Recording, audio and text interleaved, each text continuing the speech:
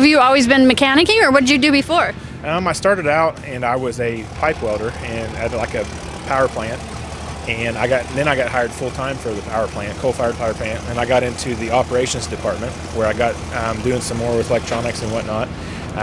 The whole time liking diesel trucks, and so, but with the way the operation schedule works, you get so many days on, so off, night to day shifts. So I started tinkering around with diesel trucks, and it got to be my buddy's truck and then his buddy's truck, and my wife finally said, hey, listen, you got to make a decision. You're working every single day of the week, and so we made a go with it. It's most days that, I'm glad that what we did. Some days, being a business owner, you want to wish you was just clocking in, but there's no regrets on what happened. That's cool. Yeah, when you do something that's your hobby and your passion and you turn it into a career, it's not like you got management training along the way. You kind of learn those loops as you go, huh? That's exactly right. There's no book that shows you how to collect sales tax or make sure you're getting insurance for your guys and stuff like that. So it's a lot of and I've recently got an accountant. My wife quit her. She was a second grade school teacher, and she quit her job and took over that, and that's been a huge relief for me because that's not what I do. I make horsepower, and I keep trucks on the road. So. Your hands want to be on the machines and not behind the wheel, not in the books writing down numbers. I'm the last guy you want running any book. I promise you that. I think that's true of most of the mechanics. There's very few that love the books. They all love the hard, the skills you've got with your hands and stuff, and that's a talent not everybody has. So it's good that you were able to develop that and put a career into it, and not only a career, but a race team too. That's fascinating.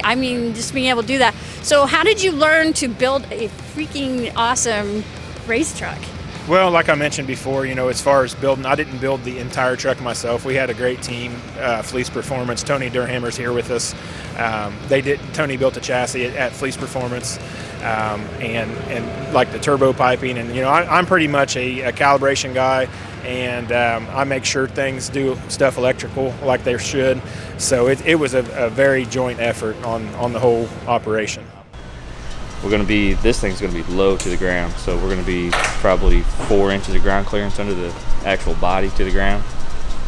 It's going to be a Rosler transmission. We're going to shoot for about 2,000 horse, so it ought to run a good 750 quarter-mile time, maybe a little better. We get it dialed in. All fiberglass body, fiberglass doors, Lexan windows, save weight everywhere we can. Just try to make it the quality that we turn out on everything, and just blow people's minds. Really, nobody does this kind of stuff the right way. I feel like it's such a new market in the diesel part of it that you can get gas cars that are done right and everybody knows what to build and things like that, but these things, there's a different twist to it when you put a 1,200 pound motor in front of everything instead of a little 600 pound small block. So getting them tuned in is definitely the trick, but I think we can make it fly for sure. We've got they were kind of the three musketeers, employed Cam and John that's running Freedom Racing Engines. They were all on the same team in 2011. Is that right? Yeah. You guys won? We were together since 2009. Yeah. We were all there since 2009. So, pretty tight-knit group, but all these crew guys are pretty awesome because they know how to work under pressure. They know how to weld, fabricate, get things done, machine. So they're a great pool of employees to pull from. And they also like winning, so that's good too. Because who doesn't like that? Once you get to this level, you are running a Pro Street, which the minimum weight's 4,500 pounds. So in that weight class, the SFI cert, you can only run up to a 799. That's as quick as you can go, weighing 4,500 pounds. So if you want to go quicker than that, you have to either go to a pro mod, like that's what Ben's truck's going to be, or race some kind of exhibition vehicle or a dragster or something like that to go quicker than a 799. So that's where our mindset was, let's not try to run Pro Street with it. Let's try to run Pro Mod, make it weigh 3,600 pounds. We can run up to 650 now with the cert that's in it. So to get to that level, he's going to have to be 2,500 plus at the tire. So we could probably get there, and I'm not saying that it's never going to get there, but at least it gives him a little window of playroom where he's not having to worry about outrunning a cert in 6 months from now.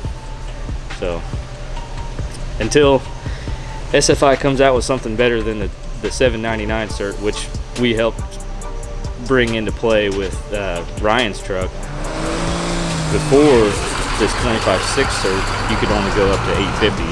To run an 850, you only needed very minimal tubing, and to have, you know, these lightweight roll cages that these guys have in their trucks, and you're weighing 6,000 pounds. There's no weight limit on an 850 cage, so you could weigh 10,000 pounds and run an 850 and have the same cage as a guy that weighs 5,000 pounds. And we weren't all about that, so we kind of overbuilt his and did it as a 750 cage, and put a little there and a little there, a little bit more tubing here, and we came up with that cert. So it's kind of cool. We had Dustin's was actually the first one that was a 25/6 cert that was in existence, that SFI says anyway. So it's kind of cool to have that under our belt, to have the first one. Once you start with one, you pretty much from then on it's just you know, strap on and hammer down. Once you get one done, then you can legally run half a second quicker than the rest of the class. So everybody's trying to catch up. You see guys like Vaughn, now he's got the cert. That's what Ben was trying to run with those guys. So we want to push past that. We don't want to be stopped at 799. We want to go quicker than that. That's pretty cool. It's amazing, you know, how many people have to get involved. So you kind of have to be friends with people, or you're not going to be going very far. That's right. So tell us, have you ever had any scary or fun moments behind the wheel when you're getting in that, you know, mode to go, or once you've let go, it's like everything's down? Do you have those moments that just make you go, oh my gosh, why did I do this? Yeah, it's last year actually was one of the scarier moments. We actually hit the wall here last year. So it's been something it's not bothering me a whole lot, but I have kept it blocked out of my mind. And we went out here and went faster than we ever have. So it's just a faint memory now. So it's not even. But it was one of probably the biggest valleys in the racing career. We've had a lot of peaks and a lot of happiness, but it was one of the sadder moments. So yeah, something like that would be strong in most people's minds. So what do you do to prepare yourself to get down there and get that win at the end? I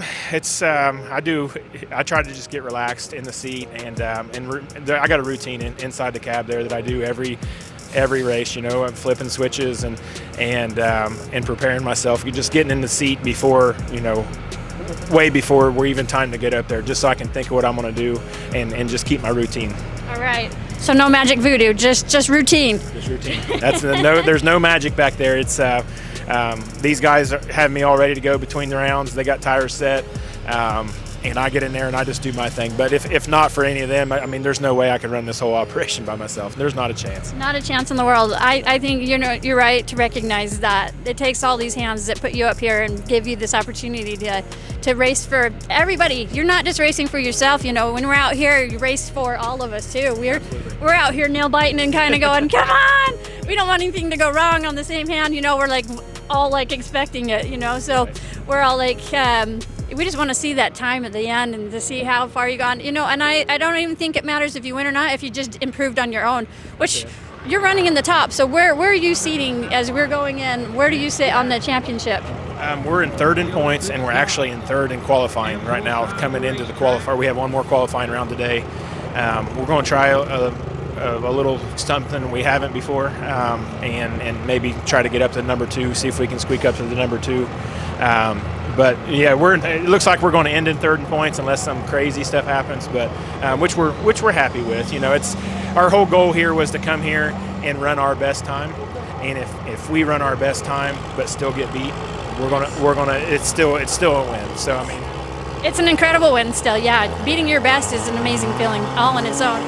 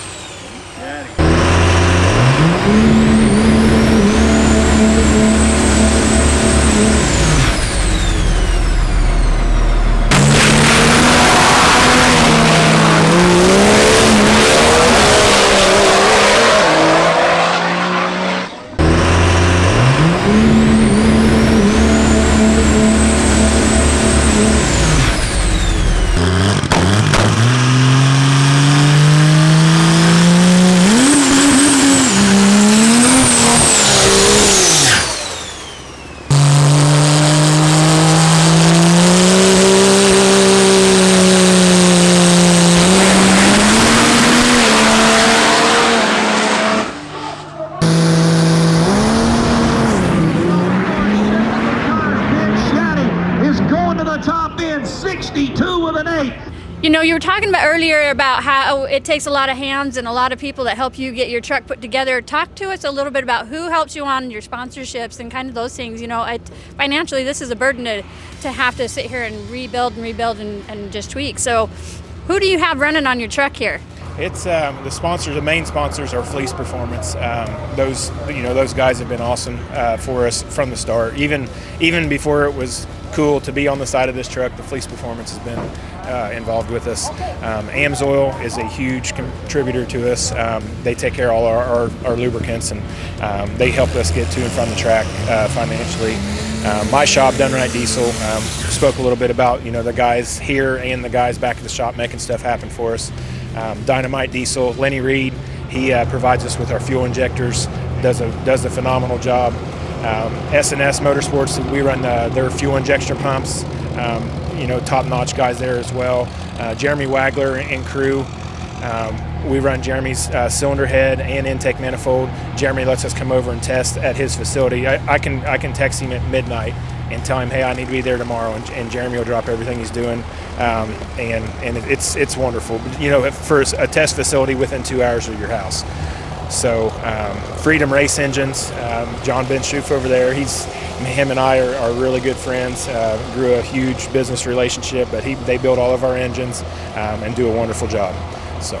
It's great, and you're making them proud, like getting out there. So I look forward to seeing you and obviously all your sponsors, get a little cheering going on at the end of the track. And I think it's wonderful, that it takes all these people, but they have the heart and the trust, and they believe in you, and they believe in what you do, and you've proven it time and time again that you've got this. Right. Well, I appreciate that, and going through those sponsors, I try to talk about what each one of them are important, because without that whole group, it would be an incomplete team, and each one of them have different offers for us, and it works well. Yeah, it's amazing. I love what they do for the industry and what you do for the industry, and it's incredible. And we are who we are because we get this enthusiasm built by guys like Ben Shaddy here, by Fleece Performance, Dynamite, Suncoast, all these guys. They all put their heart into it and build this industry to this amazing fortress that it is now. It's kind of like it's grown. In the 16 years I've been doing this, I've seen some tremendous growth in sponsors and the ability that they have to be able to get great drivers like you and make this an actual industry versus just a few people that were backstreet, moonlighters that would go out. It's now we've got professionals like you that come out here and do this, and you can do it with the help of the sponsors like you mentioned, and they are all incredible. I've met several of them, and they're amazing, and they're out doing this too. They get to have fun with you. I'm glad you mentioned it. I was trying to think down my door here, and I overlooked the guys over at Suncoast, and Ron Wolferton and Blake and those guys. We run their torque converter in this truck. It does an awesome job. I'm glad that you brought up Suncoast, because they're definitely not one that we should not mention here. So. Oh, well, for sure. You get all this motor, you get the injector system from Dynamite, and Lenny's an amazing guy with injectors. Yeah. And you put all that, but it's got to hit something, and it's got to hit that transmission in the end. Right. So yeah, absolutely. No, they're all great. And if you miss them, it's not on purpose. You always, I know you appreciate them. You try to think of you. I'm thinking of the stickers down the door here and trying to put everything. But if I did miss anybody, I do apologize. But I think we got them all now. I think you did good. You good. They're in your heart. Yes, absolutely. Yeah, it's all good. Hey, right. Thank you. Love it.